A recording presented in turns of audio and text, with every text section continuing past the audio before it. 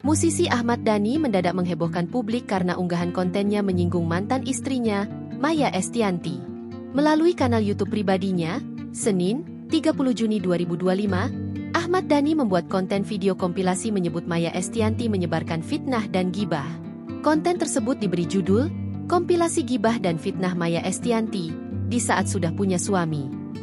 Ahmad Dhani tampaknya sudah gerah dengan banyak hujatan yang dilayangkan terhadap istrinya, Mulan Jameela, dan berdampak juga kepada kedua anaknya, Shafeah Ahmad dan Ali. Konten ini dibuat atas dasar pembelaan kepada Fea dan Ali yang bundanya terus difitnah dan digunjing.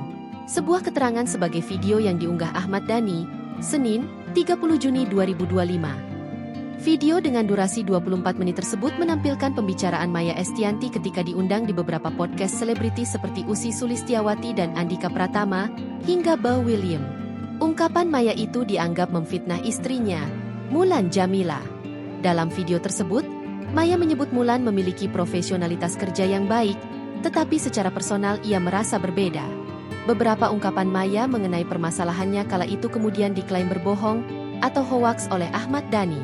Personel Dewa 19 ini juga menyebut Maya fitnah soal pengalaman rumah tangganya yang dulu sempat diwarnai dugaan kekerasan dalam rumah tangga, KDRT.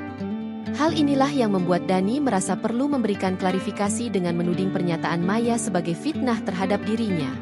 Dhani pun menyertakan ceramah maupun ayat-ayat yang menjelaskan bahaya gibah untuk menyindir Maya Estianty. Tak hanya itu, Dhani juga menyindir Maya agar move on ketimbang koar-koar membahas masa lalunya.